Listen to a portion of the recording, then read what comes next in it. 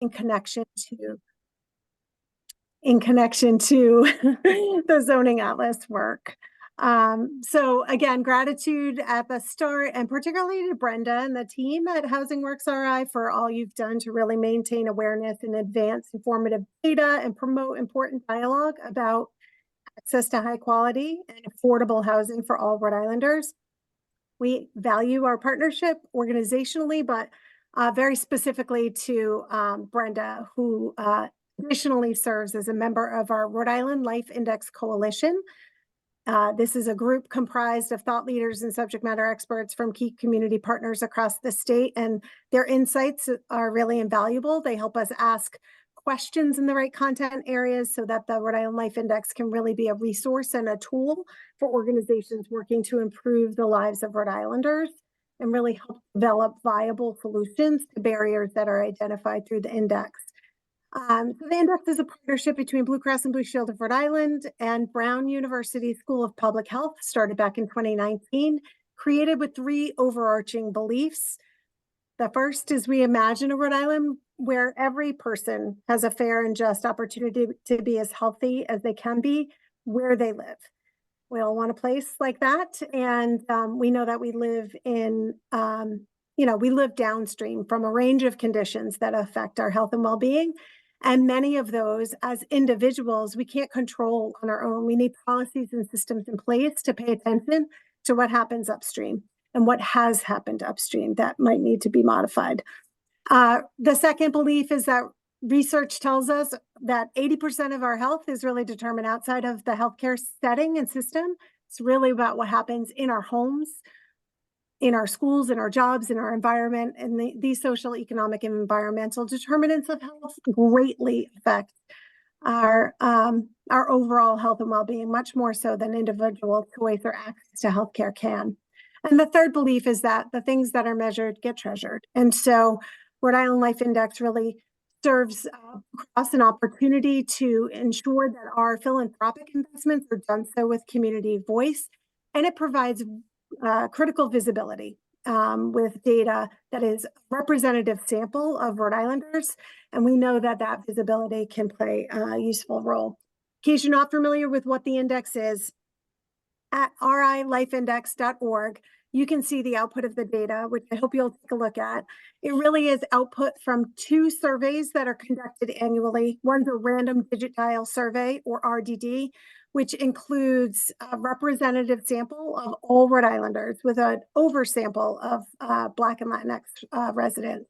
The other survey conducted in 2023 is community-based administered survey, so in partnership with 6 community-based organizations who very specifically spoke with residents who do not speak English at home.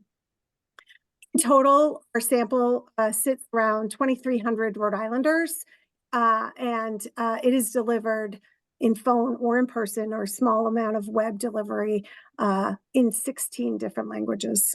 And the survey just simply asks Rhode Islanders for their perceptions about key issues related to their ability to be well in Rhode Island. Things like the affordability of housing, the availability and access to housing, programs and services for children and older adults, access to healthcare, food security, employment, any host of the domains of SDOH.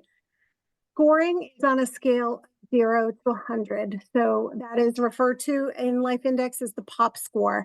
The higher scores indicate more positive perceptions around that particular question set or indicator. Goal with the index is always to include content not available from other sources for the most part, so that we can really provide a complementary view, a fuller picture of gaps and barriers to health and well-being in our state.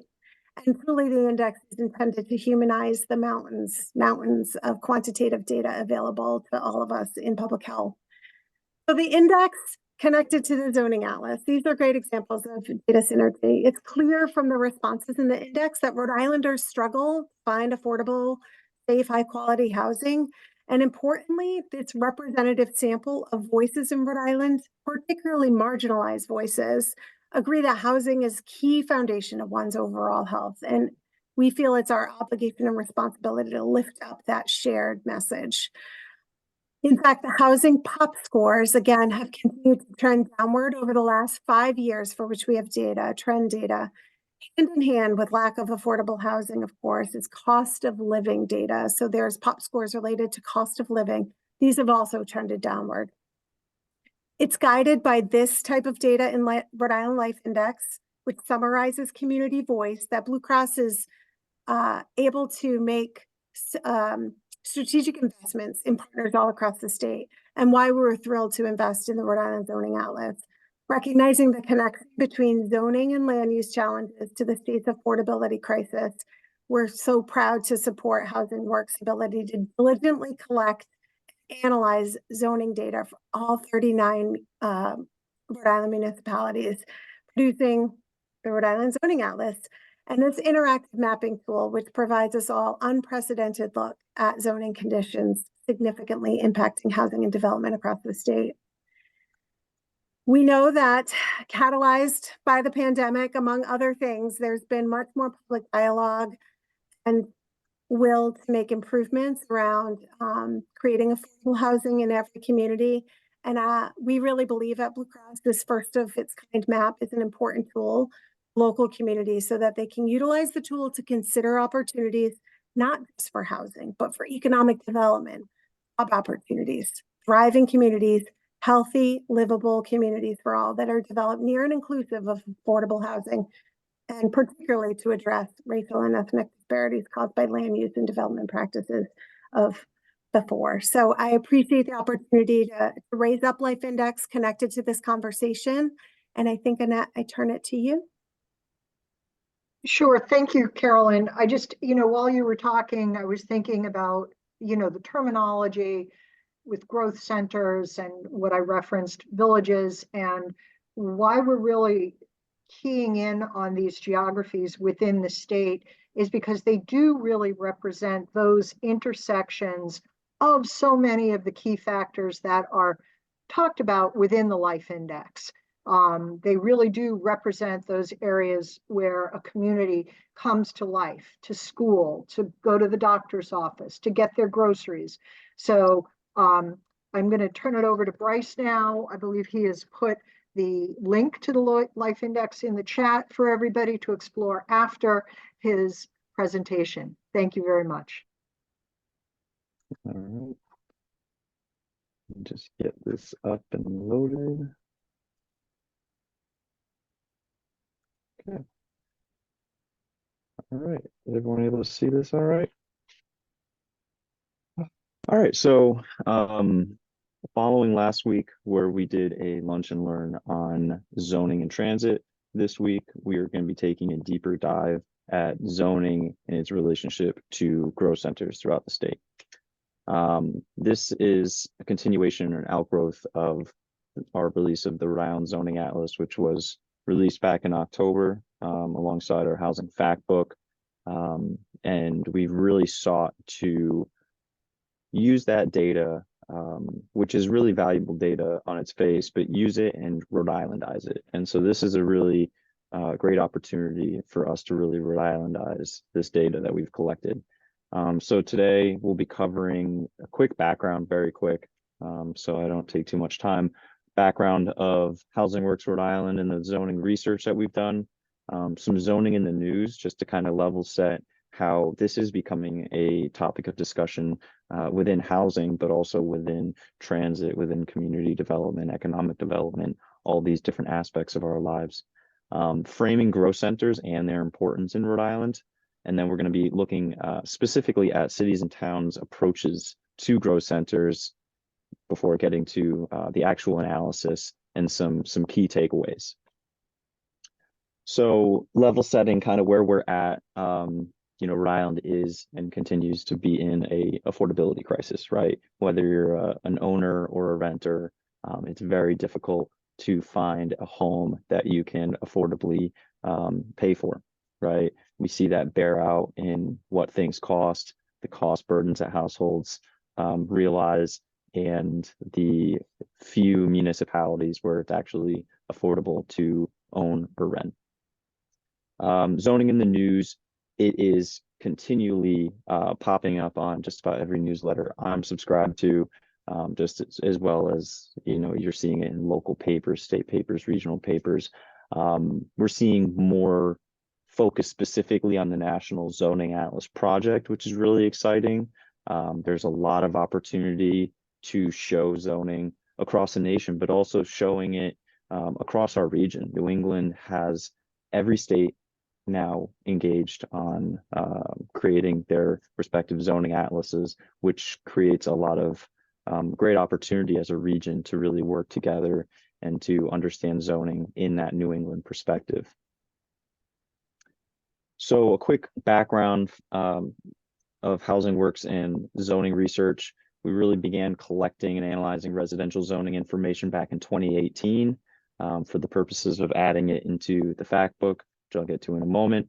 In 2021, we started collecting zoning information for some Rhode Island housing work, and that really grew into what we're currently doing in the Rhode Island Zoning Atlas work that we have going on now. Desegregate Connecticut was really the first statewide zoning atlas, and that really was the catalyst for the National Zoning Atlas Collaborative, which we're a part of in 2021.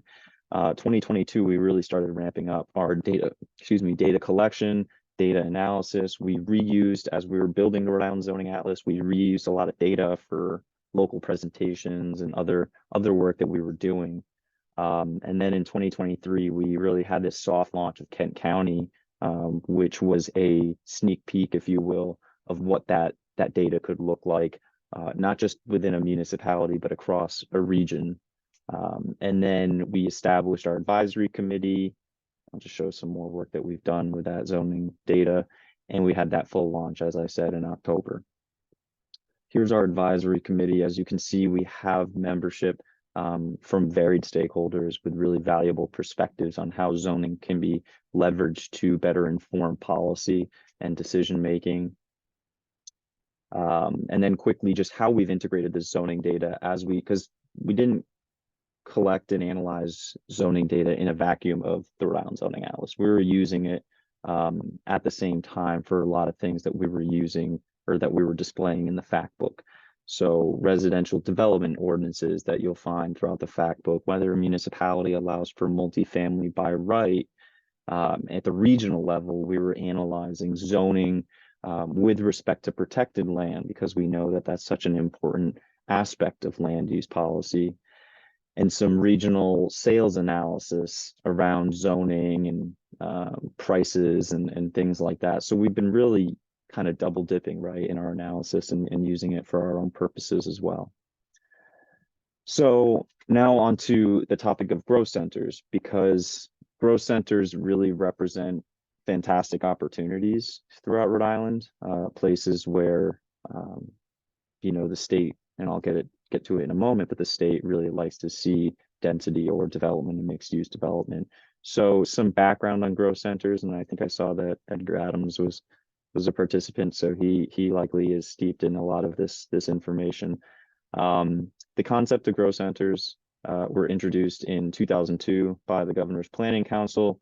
In their report, they define what growth centers are, criteria for identifying growth centers, and a process for adoption and designation of growth centers within municipalities. I'll quickly read their definition of a growth center.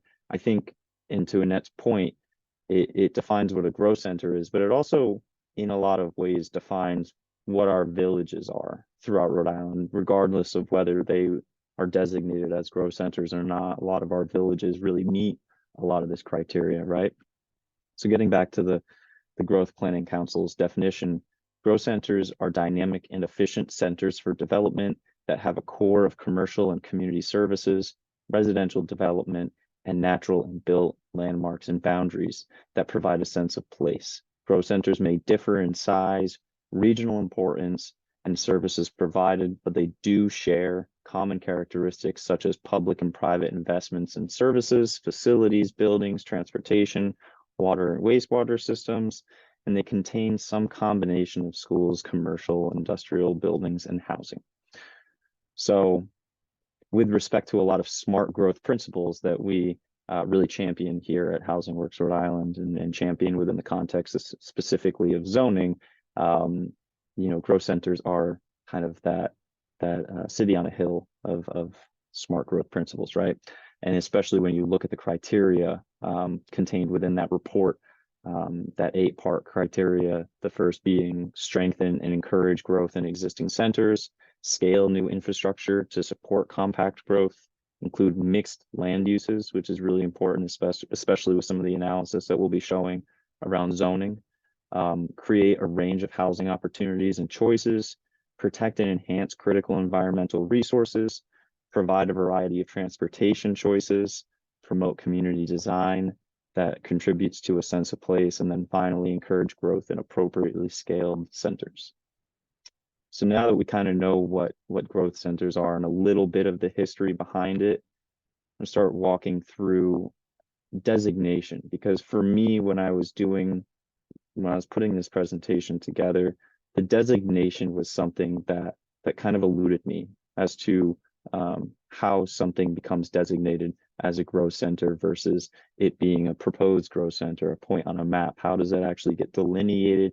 How does it get adopted into a comprehensive plan? How does it really fit that state definition? And so growth centers are designated by the municipality using the growth center criteria and approved by the state through the comprehensive planning process, because the state obviously looks through and either approves or denies a comprehensive plan. That's their method in this context for approving or denying, I guess, a growth center. And going through the report that I had referenced in the last slide, to be considered for state approval, growth centers should include maps showing the location and boundaries of the growth center, narrative vision statement of the growth center, proposed applicable amendments to the comprehensive plan, a statement on if and how the growth center will impact outlying areas, documentation showing public participation and adoption process for applicable amendments. And so I've added in a couple screenshots of examples of how these growth centers are referenced in comprehensive plans, within the goals and policies of a comprehensive plan, within the future land use map of a comprehensive plan, kind of that visioning or description of what the growth center is in a comprehensive plan. And getting to the point that I made before, a lot of municipalities have proposed growth centers, but relatively few have delineated and adopted growth centers. And in this presentation, I'm going to be looking at growth centers that have been delineated, either specifically or kind of referenced and visioned in a way that I could kind of take the reins and delineate it myself to explore it. But much of our understanding of the proposed growth center locations come from the state guide plan. So what is the state guide plan? The state guide plan is Rhode Island's long-range planning and policy document. It sets policy positions for the state in different ways, most specifically to growth centers and this presentation through the housing element and the land use element, the housing being called Rhode Island 5-year strategic housing plan, the land use being land use 2025. This map is a map that some on this webinar might be familiar with. It's the future land use map 2025, and it really is showing both where our urban services boundaries are, as well as where our growth centers are, proposed growth centers, I should add. It also has some higher capacity transit proposed and planned locations, but this really is showing where the state wants to see development versus where it wants to see more conservation, preservation, and where infrastructure might support and amenities might support that development. So this is kind of the crux of how we're guiding a lot of our analysis around growth centers. And I should mention that the state guide plan's urban density matrix is of paramount importance to a lot of this analysis as well, because it offers some benchmarks in terms of development density within growth centers, depending on the type of growth center. And I'll get to that in the next slide. So analysis design, when I started this analysis, I was trying to kind of do a lot of things at once and figure out how all these pieces fit. But I think eventually came upon a relatively concise way of looking at things, right? So first, looking at growth center locations using that future land use map 2025, I should mention that there are areas in that map that might not be starred as a growth center. If I just go back, might not have that star of a growth center, but they might be a planned or proposed rail station, in which case it really acts similarly to almost identically to a growth center, just with a higher focus on transportation. And in fact, there are 2 growth centers, proposed accepted growth centers or approved growth centers, that I'll be looking at today that kind of fit that. Actually 3, I think. So I just wanted to make that note before going any further. And so after identifying growth center locations using that map, I really had to look through a city or town's comprehensive plan to see if that growth center was actually delineated or at the very minimum described, right? And there are very few comprehensive plans that actually delineate a growth center. So really this analysis really relied on those municipalities that have done that, right? So we can have something to analyze the zoning within the boundaries of that growth center, right? And then because of a lot of these growth centers have had a lot of studies done within them to make sure that they're not only kind of set up to be a growth center, exploring whether or not it's viable to be a growth center, but also what that growth center, what the actual buildings and development within that growth center would need to look like. So I looked through relevant master plans, concept plans that really dove into that subject. And then finally, and kind of getting to the point of what I was talking about, growth centers were chosen based on if they were delineated and whether or not they fit the varying development types in the state guide plans density matrix, which is on the right hand side of the slide right here. This is a fantastic kind of chart that's kind of hidden in the state guide plan and the housing element, but it really looks at the different types of densities, different types of development types that we find throughout Rhode Island, and really starts to hone in on what an appropriate density or a recommended density would be within that development type, right? So here are some of the higher densities in that matrix, and they also include recommended densities for rural village centers that may not have the access or capacity or infrastructure that some other areas throughout the state have. And so after that, GIS files were retrieved, or in some cases drawn or traced. So I had something to kind of work with. And then clipping the Rhode Island Zoning Atlas data to those growth centers, getting together the best I could of protected or undevelopable land. It's not perfect. It's not expansive. It is a lot of protected, local protected, state protected lands, any kind of federally protected lands, water bodies.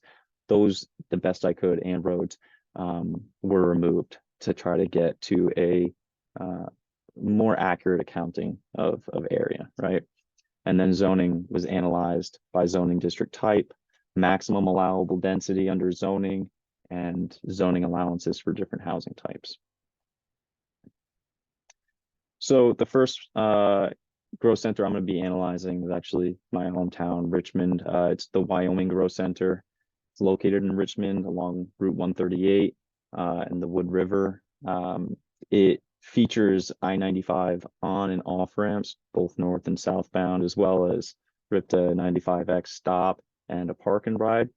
It borders another growth center, another proposed growth center in Hope Valley, which is another kind of historically denser village. It has municipal water service. In fact, there is municipal water service that Richmond municipal water service that extends into Hope Valley. And for the purposes of this analysis, it's considered a rural village center, right? So back to that density matrix, there's actually a breakout between the housing type that you're looking at, single family or multifamily, and whether it has private well, public water, and how that soil looks. So in some instances, depending on the water availability, I'm looking at a minimum of, or recommend a minimum of 1 dwelling unit an acre. And then if there's public water, I'm looking towards that 4 units an acre minimum that you'll see in the multifamily housing side of that matrix. And so there's been a bit of studying on the Richmond Growth Center, the Wyoming Growth Center, through concept plans. This has actually changed. This isn't where Richmond Delineated Growth Center is, but there's been a lot of exploration of growth and village type development in Richmond and Wyoming area. And it's been delineated within, and you can kind of see it in that middle portion of the future land use map in Richmond's comprehensive plan. But it's been delineated fully, and there has been a narrative section about the growth center itself. So looking then at the analysis, looking at the growth center zoning district types, within that delineation, I've added in the water service kind of coverage area as well. We're looking at only 9% zone for primary residential, meaning, you know, it allows for residential uses only and really not any other uses. 9%, 58% is actually zoned mixed with residential, and 33% is zoned for non-residential uses. And I think that this is important to point out, right? Because there is that high emphasis on mixed uses within a growth center. And I've included some breakouts as to what those exact zoning districts are for each of these, you know, ensuing growth centers.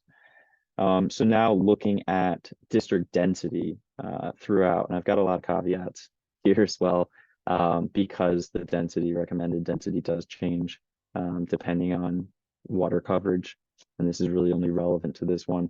So you can start to see how that comes out, right? You can see where you allow 4 dwelling units an acre versus where, you know, you might not allow any dwelling units. You might not allow residential at all. You might allow 0.3 dwelling units an acre. And so just below the map, you'll see that for areas with public water, a rural village center should have a minimum of around 2 to 4 dwelling units an acre, again, depending on whether you're after single family or multifamily. And 23% of the area satisfies that recommended density. And for areas without public water, you're really looking at 1 dwelling unit an acre, and only 15% satisfies that recommended density. And of course, you know, the other caveat being that require a public hearing to establish. And so now looking a little bit deeper, and the only thing I didn't do with this analysis is look at minimum lot size, but at least looking at housing types is really important first step. And so we can see here that only 9% of the Wyoming Growth Center allows for single family by right, though 44% would allow for a single family with a special use permit, public hearing. When you look at 2 family, still hovers the same essentially. Multifamily, you're looking now at 26%, which a lot has to do with some of the zoning districts on the western part of the map. I will say that the lot sizes are typically larger. You know, you're not working with the same lot size always with multifamily as you are with single family, but it does represent some opportunity, right, within the growth center to have some of those higher density types, housing types that they're after. And so moving on to a growth center in East Greenwich, which really isn't a delineated growth center, and I'll get to that in a moment. It's more of a aspirational growth center. And I wanted to look at this area of the state specifically because it is so interesting with the zoning and with the built environment. I think it makes for a really good analysis. It's located in East Greenwich along Main Street, Post Road, Route 1. Features I-95 on-off ramps north and southbound nearby. RIPTA route, multiple stops, is within the USB, served by water and sewer. It's identified as a potential growth center within the town's comprehensive plan, a place that they would like to explore the possibility of a growth center. And then future land use, the land use map 2025 identifies that general area as a proposed future rail station, which, getting back to what I was discussing earlier around kind of those acting in very much of the same way as growth centers, is a reason to look there. And then it would be considered a town center. It's actually specifically referenced as a town center in the state guide plans urban density matrix, which you can see right here. You can actually see examples of this town center at the bottom of the narrative section include Warren, Bristol, and East Greenwich. And so for all these, I'm kind of taking the minimum unit per acre calculation that's included here to kind of use that as a benchmark. And in this case, it's 15 dwelling units an acre. And including some of the narrative in the comp plan about exploring downtown Main Street, the Hill and Harbor district as a candidate for a growth center, just so everyone knows that I'm not pulling this out of thin air. And this is the inset for that Hill and Harbor area of the town. I took a couple liberties with actually delineating it, but it encapsulates most of this inset. And so here we're looking at, when we're talking about zoning district type, we're looking at less mixed use, a lot more primary residential zoning. Of course, if you know anything about East Greenwich, you know that the Hill section is primarily single family homes. But when you get closer to Main Street, you get more of that mixed use zoning. And the mixed use zoning that is there is comes out to 15% and 6% zoned for non-residential. So the zoning district density, you'll see how this changes quite drastically from the last growth center we were looking at, in terms of, there is density allowed in most parts of this growth center. Now, thinking about the 15 dwelling unit per acre benchmark, you're really only hitting that in a very small portion, but otherwise you're pretty close, right? 10.9 dwelling units an acre in a lot of the area around Main Street.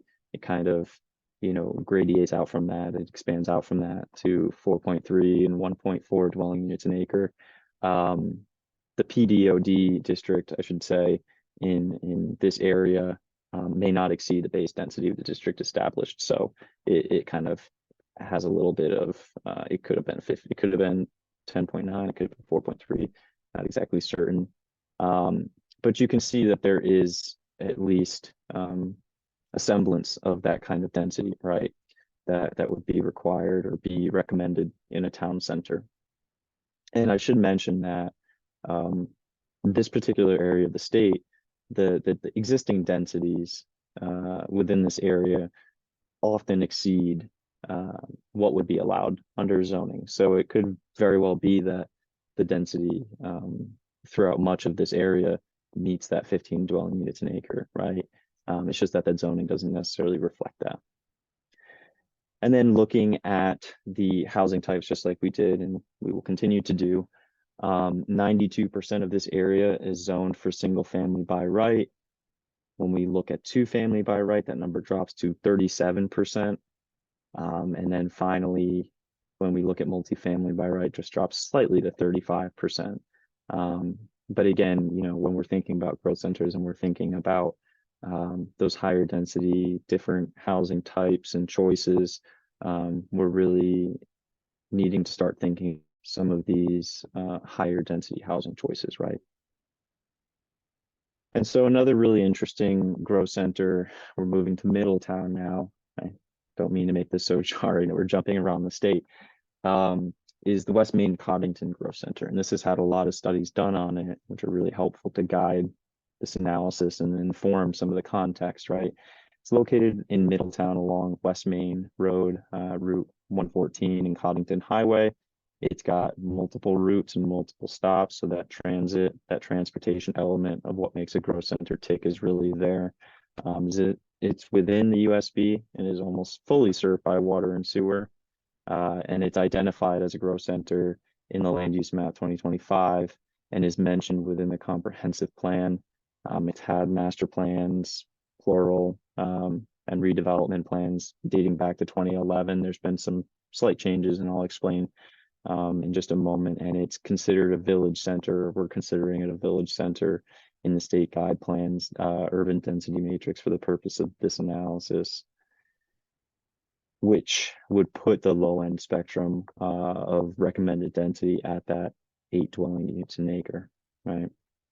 And I should mention that this document too is fantastic for actually visualizing, showing what these development types at these densities look like. I think that's sometimes what we're missing in a lot of this analysis and a lot of this research is just talking about it in dwelling units an acre and not actually seeing what dwelling unit, like 11 dwelling units an acre actually look like, or 13 dwelling units an acre actually look like, and how, on its face, it might sound scary, but when you're seeing it up close and personal, it becomes far more digestible and, appreciated. So I'm going to walk through, the study area that I chose from, I think, the initial master plan, the 2011 master plan on this area, is the more expansive delineation of the area of the growth center.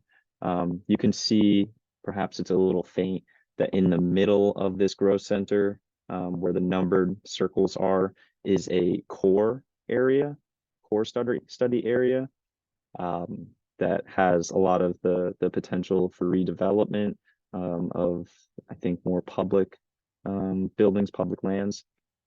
But just to kind of have enough meat on the bone for this analysis, we expanded it to that larger study area. And that master plan actually came with some really great overlay district recommendations that, to my knowledge, haven't been adopted, but really represent, and if you read through them, they really represent a lot of what growth centers are seeking to achieve. Less reliance on driving, the parking requirements reducing, or being changed in terms of giving some more priority to bicycles.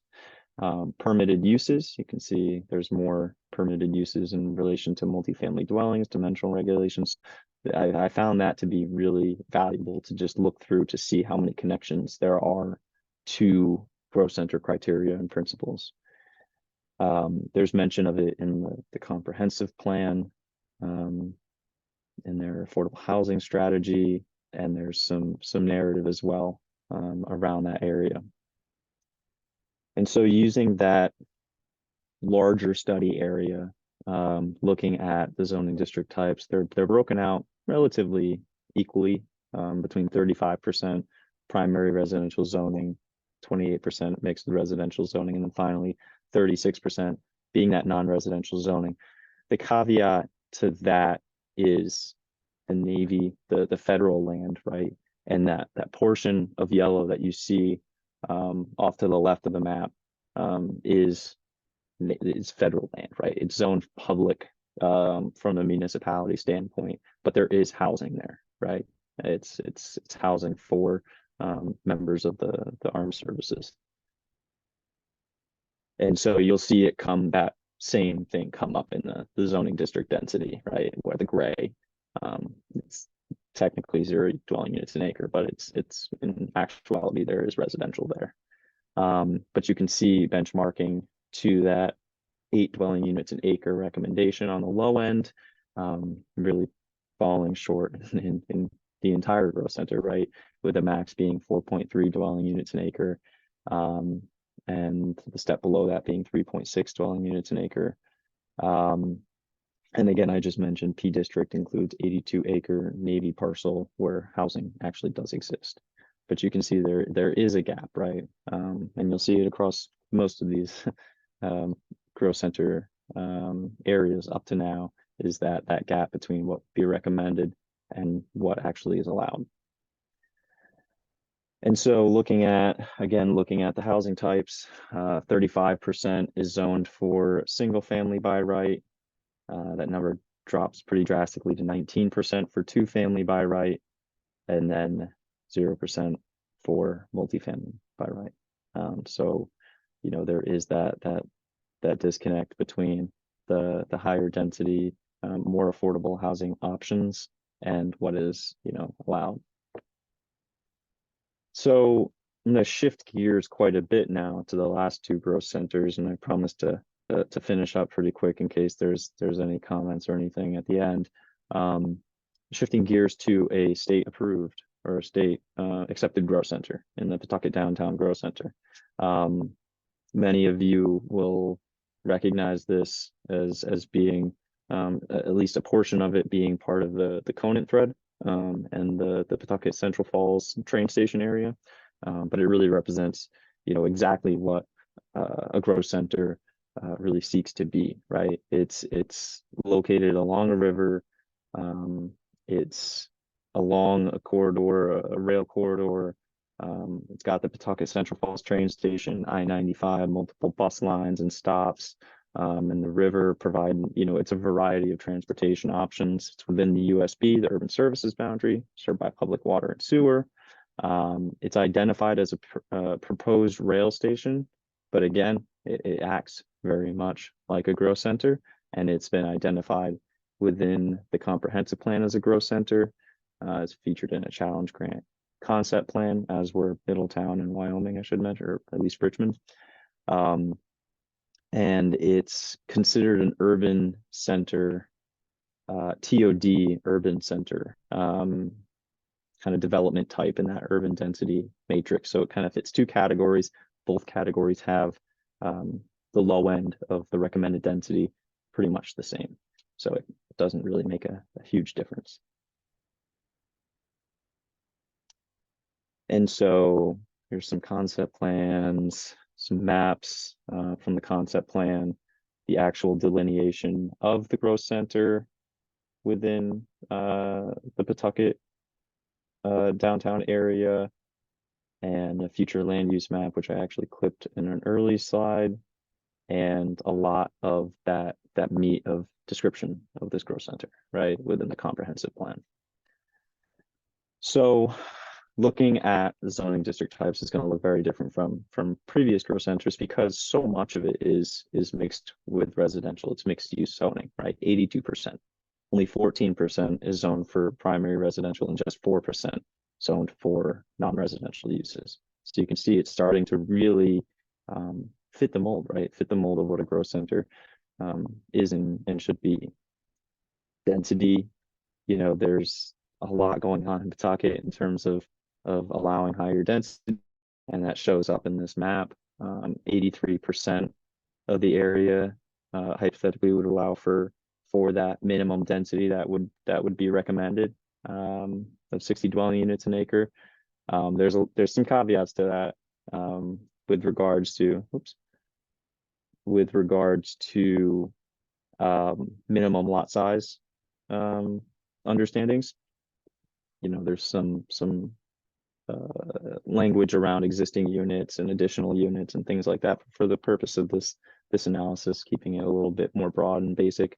That's quite the number, right? 83%, 12% is meeting that 14.5 dwelling units an acre, and just 4% doesn't allow for essentially any residential. And then when we look at the housing types, 52% allow for single family by right.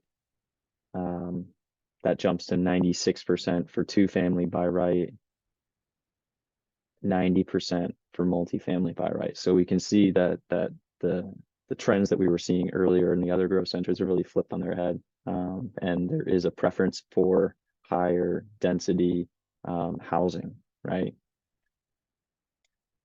And so another exciting growth center to analyze is City Center Warwick. It's located in Warwick next to TF Grayton Airport. Many of you are probably familiar with that area and the development within that area that we're seeing more and more often now.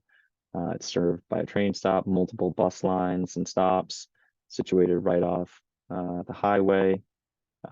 It's also got at least touching or intersects with major corridors, Post Road and Jefferson Boulevard, is within the urban services boundary again, and is identified as a planned future rail station in the land use 2025 It's also identified as a growth center in a comprehensive plan and has a very rich guiding master plan as part of it. It's considered a transit-oriented development around a commuter rail stop, which is a mouthful in the state guide plan's urban density matrix, which puts the low end of the recommended density around 30 dwelling units an acre. And it's mentioned within the actual description of that development type. And so again, the master plan, extremely valuable, extremely rich in information in terms of exactly what they want to see there, what would be most beneficial to the state and the community to have there. It's a unique growth center in that the master plan is really guiding, what should go on there. The community input, the town's input, the city's input on this is really there, and it's there for a good reason, right? And it results in a lot of conversation within the comp plan about this.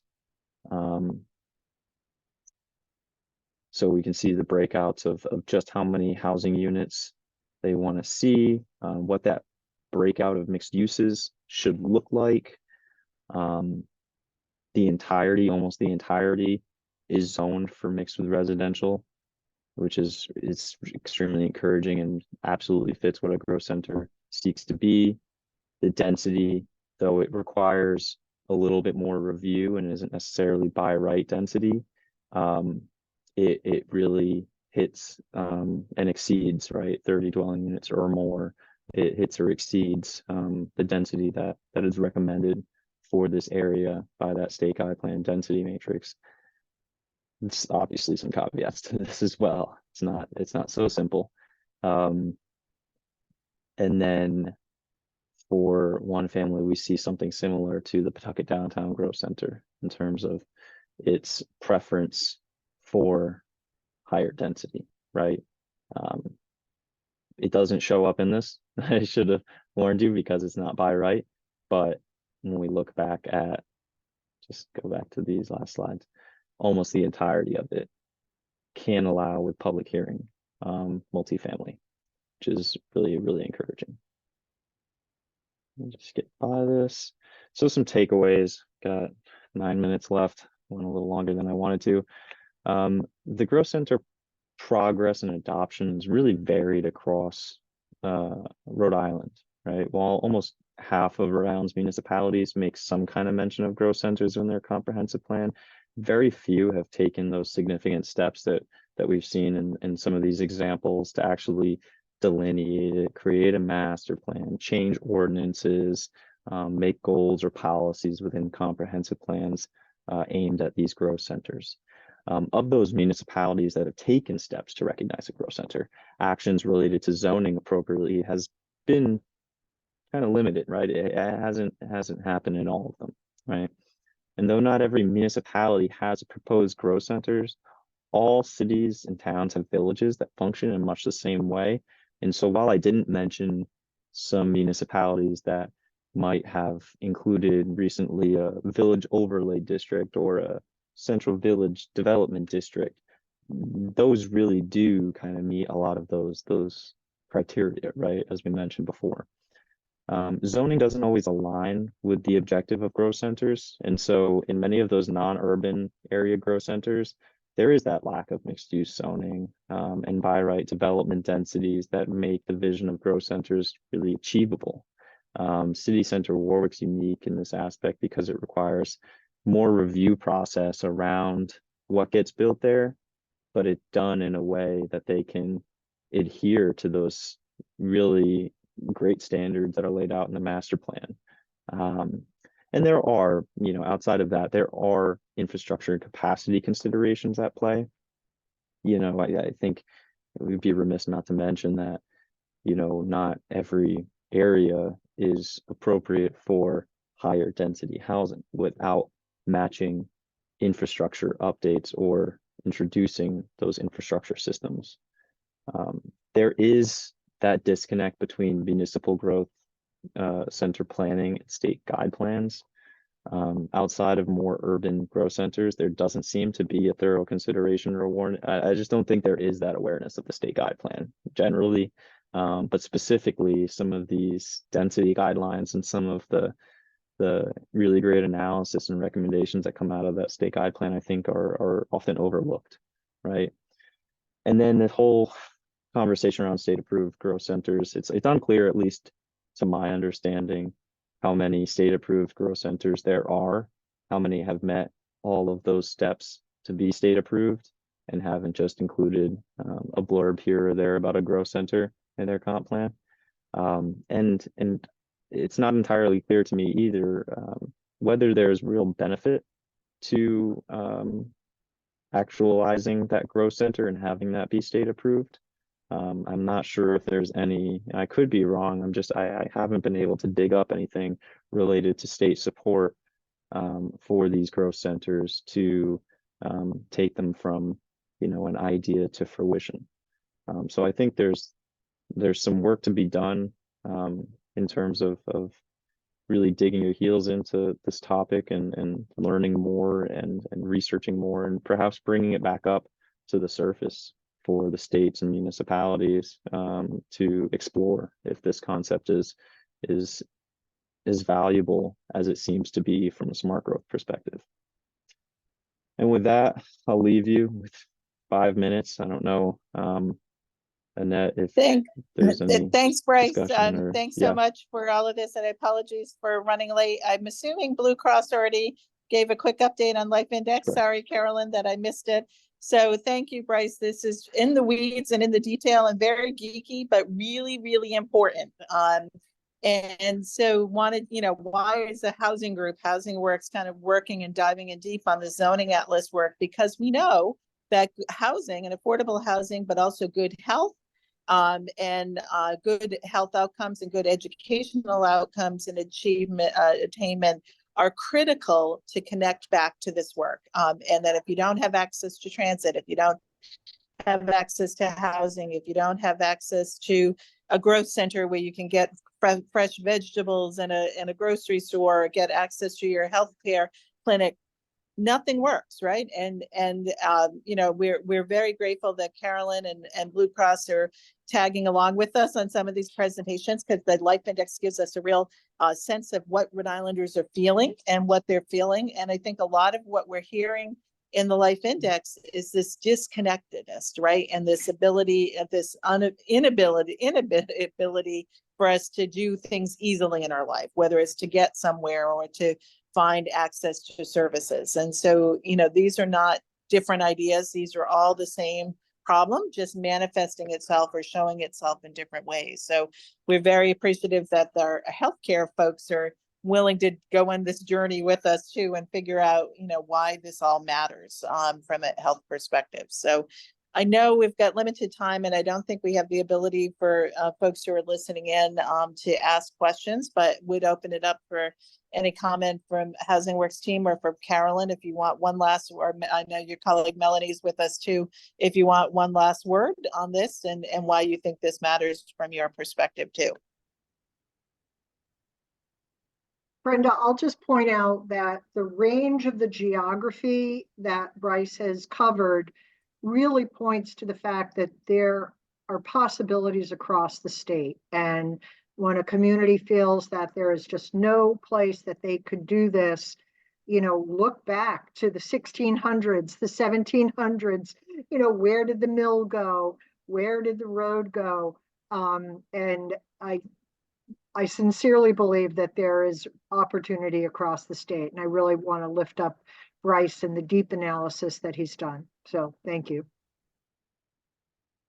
Agreed. And, again, we know that this connectedness between housing and transportation and job growth is critical for healthy and vibrant communities and healthy and vibrant residents. So this does matter, and we're very glad to be kind of raising the conversation on this as well. So thank you. Again, we will be presenting at the Grow Smart Conference on some of this work in much more detail as well too next week. We'll be posting our this presentation and also our zoning and transportation presentation that we did a few weeks ago on, or last week, whenever that was, on our website and on our YouTube channel and other things. And again, as with all of our work, we're hoping that it sparks conversation and sparks innovation and discussion at the local level, because we know this all matters. So thanks for everyone for taking the time today, and we'll be talking a lot more about this. Thanks. Bye-bye. Bye, everyone. Great. Thank you so much. Thank you. Thanks.